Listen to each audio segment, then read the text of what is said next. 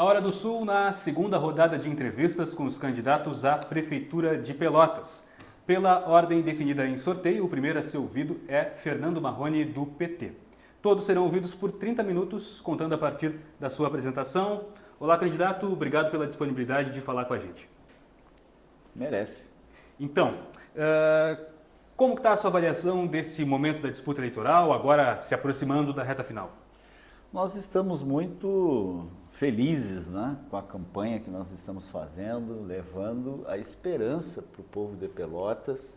Eu represento a nova Frente Popular com a Daniela e a nossa mensagem é muito clara, né? Nós queremos fazer um governo com responsabilidade, mas um governo que tenha a participação popular, que a gente aproveite a inteligência que a cidade tem, o potencial que a nossa cidade tem para impulsionar um novo momento, né, de resgate dos serviços públicos da nossa cidade, como a educação, a saúde, a questão da zeladoria da cidade e novas obras públicas, né, com os programas do governo federal, que hoje estão disponíveis para toda a cidade, e nós vamos buscar esses recursos, né, para a habitação, para o sistema de proteção da cidade, né, para a questão do saneamento, que é um tema muito importante em Pelotas. Nós convivemos aí com áreas que vivem, né, com o esgoto na frente da sua casa,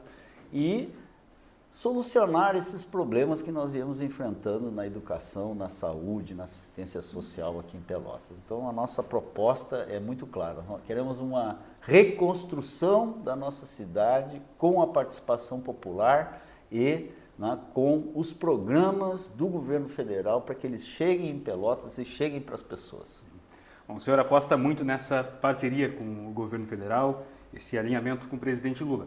No entanto, daqui a 2 anos nós temos uma nova eleição geral para a presidência da República e que isso pode se inverter, pode um outro campo ideológico assumir o poder. Como é que o senhor vê esse cenário? O que acontece com a Prefeitura de Pelotas caso se desalinhe daqui a 2 anos com essa gestão federal?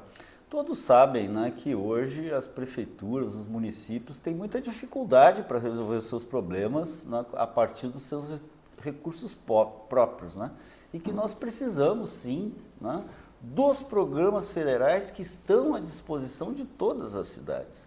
É certo que a gente tem uma proximidade, não com o presidente, né, mas com o programa que está sendo desenvolvido no Brasil, que é para superar as dificuldades que nós encontramos hoje.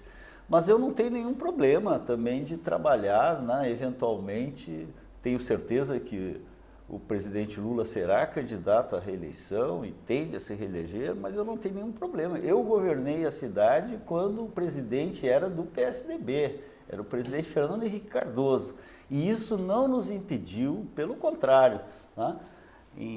Naquele momento não tinha o programa Minha Casa Minha Vida e nós fizemos 1.740 habitações com recursos federais. Né?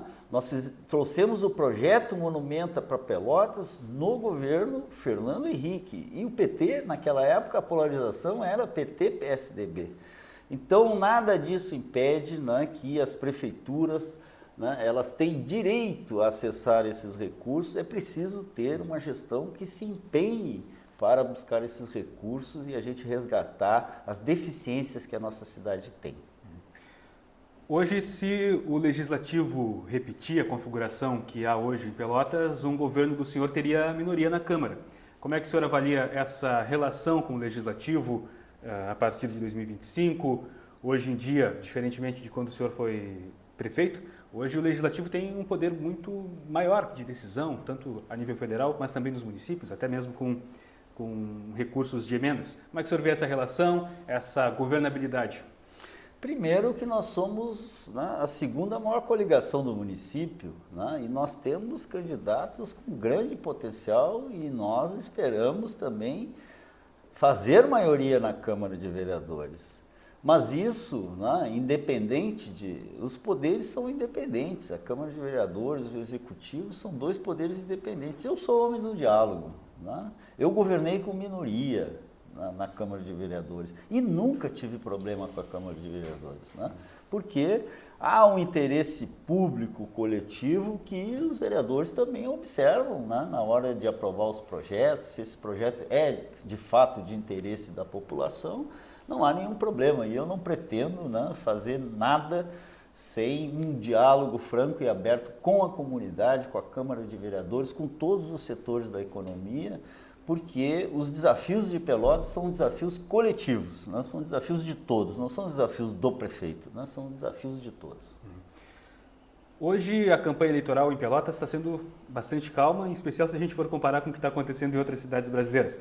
É um nível bom de debate, né? Um nível saudável de debate. No entanto, os alvos de crítica se voltam, né, necessariamente para a atual gestão, o foco da crítica da sua campanha é especialmente a atual gestão, e a campanha de continuidade da atual gestão foca as críticas no senhor. Como é que o senhor vê esse momento de críticas, esse embate no momento eleitoral? Faz parte da democracia, né? O debate franco, aberto, né?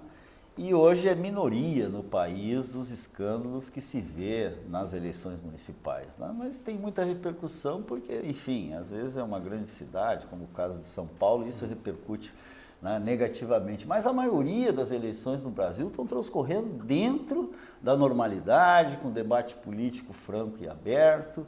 As críticas, né, eventuais, etc., são normais. Agora, não há de se comparar, né, um governo que nós somos prefeito há 20 anos atrás, porque os problemas que nós estamos enfrentando, né, se agravaram e hoje continuam nas capas de jornais, né?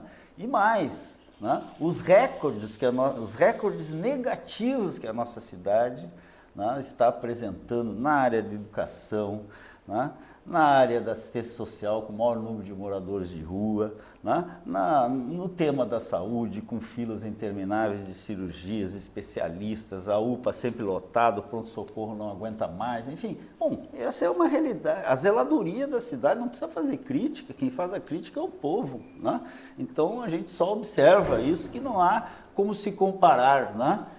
4 anos que eu fui governo e depois, nesses 20 anos, por que não resolveram os problemas? Esta é a nossa observação que fizemos na campanha e no debate. A zeladoria justamente é o principal problema apontado por todas as candidaturas, até mesmo a do governo. Qual é a sua proposta para a área da zeladoria, para esses problemas que a população enfrenta no dia a dia, que estão na porta de casa, literalmente? Sim.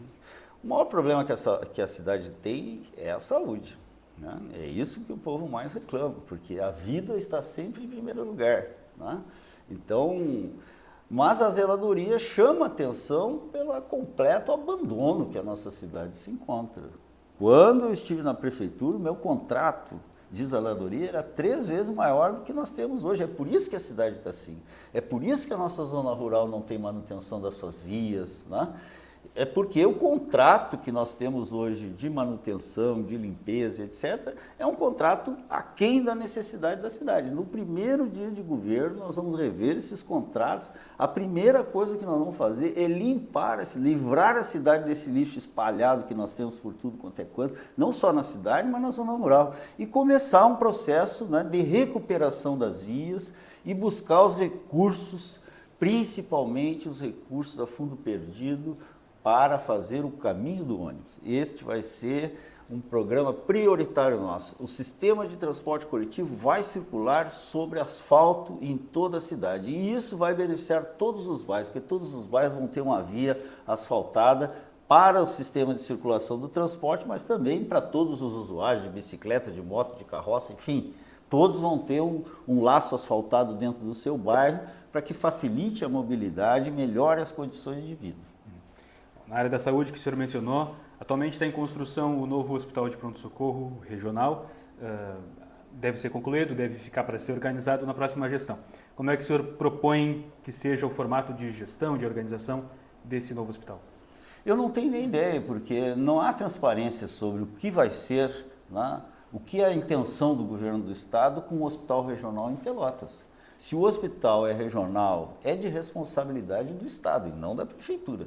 Nós temos a municipalização da saúde para tratar dos temas da cidade de Pelotas. Aliás, quando eu fui prefeito, eu fiz o pronto-socorro em 1 ano, Fazem 20 anos que prometem esse novo pronto-socorro e que criticam aquele pronto-socorro, mas aquele pronto-socorro atendeu não só Pelotas, como toda a região até hoje.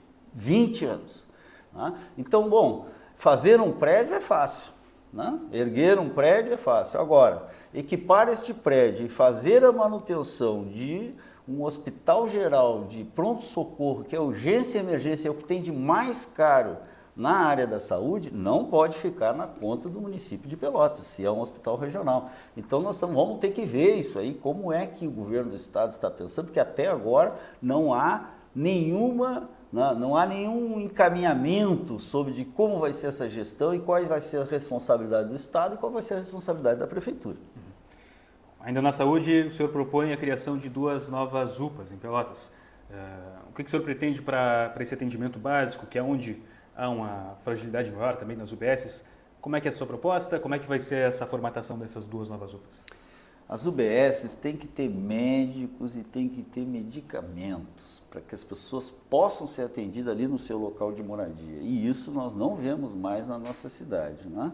Quando eu fui prefeito, eu fiz 2 novas unidades básicas de saúde onde não tinha, lá na Z13 e lá no Cerrito Alegre, na zona rural. E todas elas funcionavam com médico, medicamento. Acontece que as gestões que se sucederam prometeram 3 UPAs. Por quê? Porque Pelotas tem 300 mil habitantes e uma UPA, a cidade tem direito, está no programa das UPAs, cada 100 mil habitantes uma UPA. E nós estamos devendo 2 UPAs para a cidade. E nós vamos botar essas 2 UPAs, né? Vamos instalar essas 2 UPAs, uma na Zona Norte, uma no Fragata, para ter o atendimento de retaguarda depois do posto. Né? Porque às vezes no posto não tem como fazer, aliás, o posto não é para isso, para fazer um exame, um eletro, para fazer um exame de sangue na hora e para sair com uma medicação adequada e depois, eventualmente, tiver que encaminhar para um especialista ou para um hospital. Então, o sistema de pronto atendimento é a porta de entrada para as pessoas que a doença não escolhe hora, como a gente diz. Então, quando a pessoa está doente, a criança está doente, a agonia que passa aquela família, ter esta porta aberta das novas 2 UPAs, assim nós vamos, com os dados científicos que a cidade tem, cada UPA para 100 mil habitantes, nós vamos resolver boa parte dos problemas de saúde da nossa população. Uma das maiores fragilidades que os gestores dos municípios apontam na área da saúde é a dificuldade de se manter os serviços com a tabela SUS desatualizada, com o valor que é repassado para os hospitais, pelos procedimentos, muito abaixo do valor de mercado. Como é que o senhor propõe lidar com isso? Como essa sua aproximação com o governo federal pode virar um atalho, né, para resolver esse problema, para desafogar o sistema de saúde, tanto nos hospitais em que há contratualização? Nós temos 2 programas novos hoje, né? Que é o Mais Médico e o Mais Especialidades, né? Que são 2 programas que o governo federal vai aportar recursos, mas que a nossa cidade ainda não acessou, né? E ficou muito claro em 2023 e agora em 2024, em 2023 foram 51 milhões a mais do que as verbas da saúde na pandemia, que veio recursos extras na pandemia. E o governo federal, em 2023, passou 51 milhões a mais e nós não vimos nada de resolução sobre a saúde. E agora, em 2024, já tem 63 milhões a mais na conta da prefeitura de repasse do governo federal. Então, esta desculpa de que a tabela SUS não é reajustada seria uma desculpa universal para todas as prefeituras, mas não são todos os municípios que enfrentam os problemas que a gente tem aqui com as mesmas verbas do governo federal. Então, eu acho que é assim, plenamente possível se colocar o Sistema Único de Saúde em pé de novo na nossa cidade, até porque se Pelotas não conseguir vencer, né, o tema da saúde, poucas cidades poderão vencer. Por quê? Pelotas tem 2 faculdades de medicina, 3 de enfermagem, tem nutrição, tem educação física, todos ligados à área da saúde. Tem vários cursos técnicos de enfermagem na cidade e mais. Ninguém tem o equipamento instalado que Pelotas tem, com hospitais, com clínicas, com laboratórios, tudo de primeiro mundo, né? Então, Pelotas é uma cidade vocacionada para resolver esses problemas, né? Falta gestão, na minha opinião. E na educação, hoje, os principais problemas são infraestrutura, escolas com estrutura ruim e também a falta de vagas na educação infantil, no ensino infantil. O que o senhor propõe para a educação, como solucionar esses problemas e como recuperar os indicadores de educação em Pelotas? Não há como justificar que uma cidade educadora como a nossa, formadora de professores, de técnicos, etc., se encontre nessa situação, né, de não alcançar o mínimo do IDEB e perdendo recursos. Nós perdemos 5 milhões do VAR, que é o valor aluno ano resultado, né? Foi perdido pela cidade porque, né, não conseguimos alcançar esses indicadores. Não é só uma estrutura ruim que nós temos nas nossas escolas, são 6 escolas interditadas. 6 escolas. Então a prefeitura diz, eu fiz 4 escolas de educação infantil. Mas tem 6 escolas que foram interditadas, né, por falta de manutenção. Então houve falha de gestão no processo. E mais, né, só se faz a educação com professores valorizados, né, com uma boa escola, mas também com professores valorizados. E os professores hoje, né, têm um piso de R$700 abaixo do salário mínimo. Né? E mais, foram cortadas as vantagens, fizeram uma reforma administrativa que acabou sonegando o direito dos trabalhadores da educação. Então, é claro que a rede tem que estar muito fragilizada. Então, primeiro, né, recuperar a infraestrutura das escolas, fazer 12 escolas de educação infantil que estão destinadas desde 2014 para Pelotas. Desde 2014 foram destinadas 16 e foram feitos 4 até agora, nesses 20 anos. Né? Então é inexplicável assim, o distrato que nós temos com a área da educação, que é fundamental, e crianças de 3 a 6 anos fora da escola.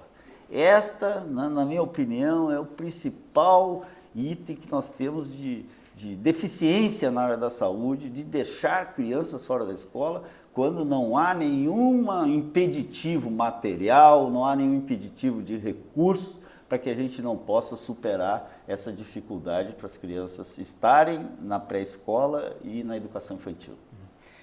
A previsão de ampliação do turno integral, como é que o senhor vê isso? Nós vamos começar o turno integral exatamente pelas escolas de educação infantil e pela pré-escola, que são os mais, e principalmente nas áreas mais fragilizadas. Agora, hoje nós temos um programa do governo federal, um novo programa do governo federal, que é a escola de tempo integral. Nós recebemos 11 milhões de reais em maio. Até agora eu não vi nada desse projeto, nada. O dinheiro foi destinado em maio no PAC Seleções para Pelotas, uma nova escola, né, de educação integral, prédio novo, etc., com 11 milhões. E até agora não foi tomada nenhuma atitude em relação a isso. Então, né, tem programa novo, escola de tempo integral, mas nós temos que tratar daquelas crianças que estão fora da escola e que as mães precisam que elas tenham uma escola de tempo integral, principalmente nesta idade, né, de 0 a 6 e progressivamente o ensino fundamental. Né? O ensino fundamental que está hoje dentro do programa da escola de tempo integral, que é uma realidade em qualquer país da América Latina, em qualquer país do mundo. Não tem nenhuma nação desenvolvida em que as crianças fiquem 4 horas dentro da escola, nenhuma. Né? E este é uma dívida que o Brasil tem, né, com os nossos jovens, que nós temos que resgatar na cidade, porque é aqui que as crianças moram. Uma pauta fundamental nessas eleições, e que deveria ser fundamental a muitas eleições, é a questão da mudança climática. Pelotas sofreu em maio danos muito grandes em razão da enchente, felizmente não tão grandes quanto outras cidades no Rio Grande do Sul. No entanto, é evidente a necessidade dos municípios se prepararem para esses efeitos das mudanças climáticas, seja para o excesso de chuva, seja para a falta de chuva. Como é que o senhor vê essa questão? Qual é o seu plano, até mesmo para a infraestrutura, para que a cidade esteja preparada para esses eventos? É curioso que a nossa cidade tenha recebido 8 milhões de reais para botar o dique na cota de 4 metros e não tenha feito. Tenha feito o asfaltamento na cota em que estava, abaixo de 3 metros em alguns pontos. E na hora da correria, né, nós tivemos 8 dias de aviso que a água chegaria aqui e passaria de 3 metros. E a prefeitura não fez absolutamente nada. Quem fez esta proteção aqui, né, no dique leste, que é a área que protege a cidade, foram os empresários desta região aqui, do shopping, do Parque Una e do Lago São Gonçalo. Por quê? Porque eles não foram negacionistas. Quando eles receberam o aviso da Defesa Civil, em 2 dias eles mobilizaram máquinas e caminhões e material e foram lá e botaram o dique na cota de 4 metros. Se não fosse isso, nós teríamos um desastre muito grande, né?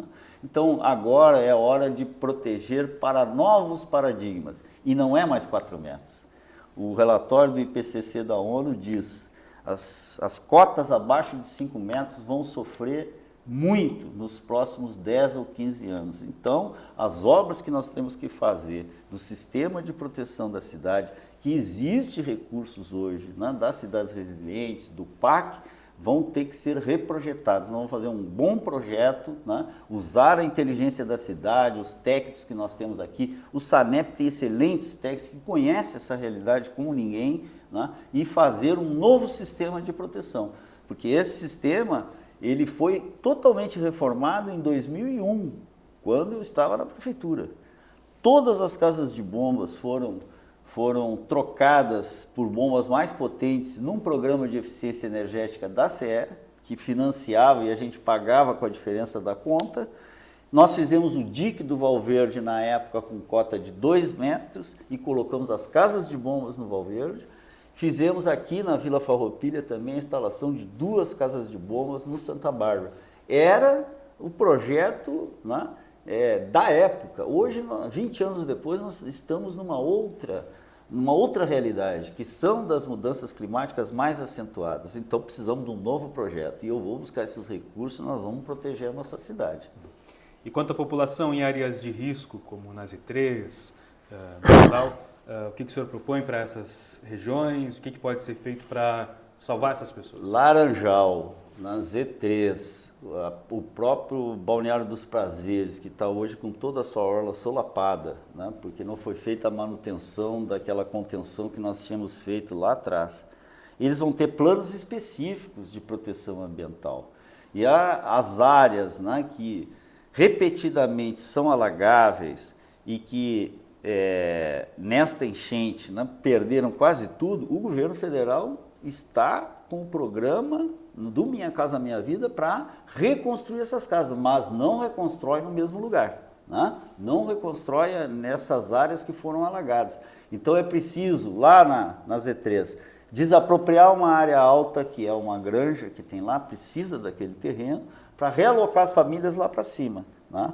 E no balneário no Laranjal, precisa fazer um novo dique, né, que a prefeitura apresentou já o projeto, fazer esse novo dique, reforçar aquelas casas e fazer um novo sistema de drenagem no Laranjal para que a água não acumule, né, quando ela invade a lagoa, porque não é possível se pensar que vai fazer um dique na beira da praia. Então é preciso que quando a água entre, que tenha um sistema de escoamento, de drenagem, que não deixe a água acumular nem crescer dentro da praia.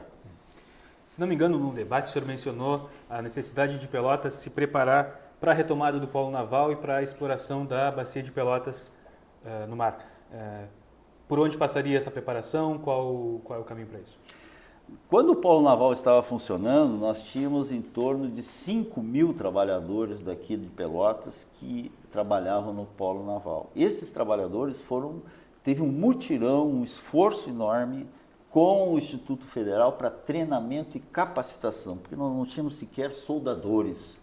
E o sujeito fazia ali um curso de soldador e ia para o polo naval ganhando 5, 6 mil reais. Por quê? Porque esses empreendimentos, né, são salários de um setor da indústria mundial que é muito bem pago. Então o polo naval voltou a ser uma realidade para a nossa região e nós temos que preparar os trabalhadores para essa retomada e temos que preparar as empresas. Nós tínhamos 23 empresas em Pelotas que trabalhavam diretamente para o polo naval. E quando a gente fala polo naval, parece que é só construir navio. Não, é construir uma plataforma. Construir uma plataforma é construir uma cidade onde tem 300, 400 trabalhadores que habitam aquela cidade lá no meio do oceano e tem tudo como se fosse um bairro, como se fosse um condomínio. Então tem moradia, tem entretenimento, né? Então várias atividades, né, elas estarão incorporadas no polo naval. E a exploração da Bacia de Pelotas é uma fronteira, é uma oportunidade enorme que a região vai ter, e as operações aéreas serão feitas no aeroporto de Pelotas, né? Então será uma grande oportunidade para que os nossos jovens da região possam estar nesta fronteira de desenvolvimento. E o PAC, o novo PAC do governo federal, nós temos que ampliar as obras públicas, e essas obras são geradoras de emprego e renda e também são oportunidades para a indústria, por exemplo, a indústria da construção, né? Quando nós fizemos o PAR aqui em Pelotas, que era o Programa de Arrendamento Residencial, a indústria da construção civil de Pelotas se especializou. Nós somos a segunda cidade do país que mais captou recursos naquela época. E as indústrias daqui de Pelotas, da construção civil, e os trabalhadores daqui foram fazer em todo o estado, fizeram 70% de todos os apartamentos que foram feitos no estado, com mão de obra e empresas de Pelotas. Então isso significa preparar as nossas indústrias, preparar as nossas empresas para essas novas fronteiras. É claro, nós temos que recuperar setores importantes aqui de Pelotas. O setor da conserva de pêssego, porque atinge a produção primária, atinge o setor industrial, é intensivo em mão de obra, e nós já produzimos 60 milhões de latas há 10 anos atrás. Hoje nós estamos produzindo 30 milhões de latas. 30 milhões de latas são 300 milhões, 60 milhões de latas são 600 milhões no PIB da cidade. Se nós chegar a 100 milhões de latas, 1 bi de PIB na cidade. Então são coisas que a nossa cidade tem, sabe fazer, né, e que precisa do poder público para identificar quais são os gargalos para nós poder voltar a crescer e voltar àquilo que nós já tínhamos. Além dessa aproximação com o governo federal, dessa busca de recursos federais, o senhor fala também em ampliar a capacidade de investimento da cidade. Para quais eixos seriam essa busca de recursos? Seria através de financiamento, mais empréstimos? Como? Não, temos obras públicas, né, como fazer 12 escolas de educação infantil em Pelotas é abrir um amplo mercado para a construção civil e para os trabalhadores, né? Fazer 4.000 habitações, que é a nossa meta no Minha Casa Minha Vida, para os 4 anos, é abrir oportunidades, né? E tem setores da nossa cidade que são tradicionais na indústria, por exemplo, na indústria metal-mecânica. Pelotas tem empresas de 50 anos que fazem silos. Hoje existe uma corrida, toda a propriedade rural tem um silo. E a nossa cidade, né, tem essa expertise, tem essa experiência, e nós estamos marcando o passo e não estamos conseguindo concorrer nesse mercado nacional. Então essas são as fronteiras, né, que nós podemos ajudar a partir do poder público, né, e com diálogo com esses setores encaminhar e buscar os recursos. Então tem recursos a fundo perdido, mas tem recursos de financiamento. Obras de saneamento é o melhor investimento que nós podemos fazer com financiamento. Por quê? Se eu invisto R$1 no saneamento, eu economizo 4 na saúde. Né? Esse é um dado da ONU, e é um dado real, né? Porque 70% das doenças estão ligadas à transmissão hídrica. Então, fazer um empréstimo para resolver o problema de saneamento da nossa cidade é uma prioridade, porque nós vamos ter uma economia na educação e nós vamos poder pagar esse financiamento, na saúde, pagar esse financiamento. Candidato, a gente tem mais 1 minuto e meio, vou deixar para o senhor fazer suas considerações finais. Já lhe agradeço pela disponibilidade de falar com a gente nessa entrevista. Tranquilo, eu que agradeço, obrigado pela oportunidade, né? Não tem outra forma da gente, né, levar as nossas mensagens, as nossas propostas para a população, a não ser através dos veículos de comunicação também, né? E dizer que nós estamos muito animados, né, para vencer essas eleições e colocar Pelotas de novo no rumo certo. Por isso, eu tenho, né, muita tranquilidade em pedir a todos o voto no 13. Tá certo? Obrigado, candidato Fernando Marrone. Essa foi a primeira entrevista nessa segunda rodada de conversas com os candidatos à Prefeitura de Pelotas. Muito obrigado a você que nos acompanhou.